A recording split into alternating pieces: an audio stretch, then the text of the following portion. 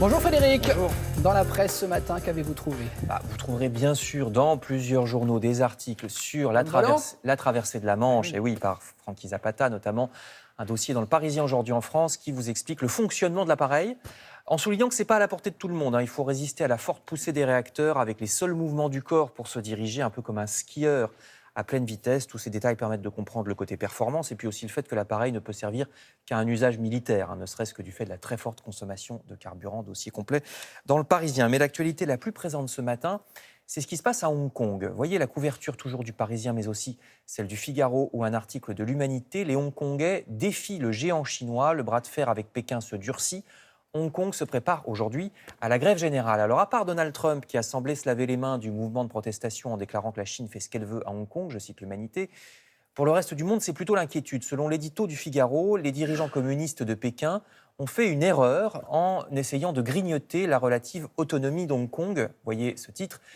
Hong Kong étant un îlot de démocratie dans cette immense dictature qu'est la Chine, où le moindre de vos faits et gestes est capté par des caméras de vidéosurveillance et peut vous envoyer en prison ou même vous faire disparaître corps et biens, rappelle le journal qui donne des exemples. Le Figaro estime qu'heureusement Pékin n'ose pas vraiment attaquer en raison du côté tirelire de Hong Kong, autrement dit sa prospérité financière qui apporte beaucoup à la Chine, même si déjà des mafieux semblent téléguidés par Pékin pour violenter des manifestants. Le seul fait que beaucoup de dirigeants chinois ont des intérêts financiers personnels, comme c'est joliment dit, à Hong Kong, c'est de nature à les réfréner, estime le Figaro. Le problème est que le nationalisme des médias chinois qui sont aux ordres fait que les Chinois sont totalement désinformés. Le journal explique que la télévision chinoise a d'abord passé complètement sous silence les manifestations, puis désormais ne dit même pas contre quoi les manifestants protestent. Les réseaux sociaux chinois, vous le savez, sont censurés. Donc les Chinois, n'ayant pour s'informer que la presse officielle, croient presque tous qu'il y a à Hong Kong des émeutiers manipulés par l'étranger, je cite, et oui.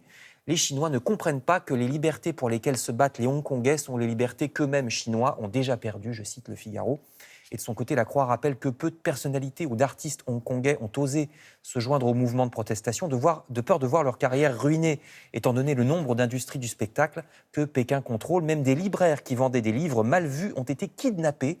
Et ne croyons pas que tout ça ne concerne que la Chine, parce que les pays occidentaux, eux aussi sont menacés. Vous lirez dans Libération.fr un article absolument effarant qui raconte comment la Chine va jusqu'à exercer son contrôle dans les universités australiennes avec de mystérieux inconnus soutenus par Pékin qui vont casser la figure des étudiants pro-démocratie. Et le pire, c'est que l'Australie n'ose pas trop protester parce qu'elle a besoin de l'argent chinois qui paye une partie de ses universités. Vous lirez cet article vraiment inquiétant. Je termine en revenant à l'actualité française, moins violente heureusement, mais vous lirez quand même dans de nombreux journaux, Marianne, Le Figaro, l'Humanité ou le site web de France Inter, la révolte des livreurs de la société Deliveroo, puisque la marque vient de supprimer le minimum payé, qui était de 4 € par livraison. Certains livreurs de repas à domicile ne sont donc plus payés qu'un peu plus de 2 €, dénonce-t-il, 2 € par course, un peu plus, à peine plus. Nouvelle tarification qui fut annoncée lundi dernier et appliquée dès le lendemain. Outre la précarité des livreurs, ce tarif risque en plus d'augmenter la pollution puisque les petites courses à vélo seront moins bien payées et qu'il faudra faire pour que ce soit rentable des grandes courses à scooter, à moteur donc. Explication dans le Figaro, Marianne et bien d'autres journaux.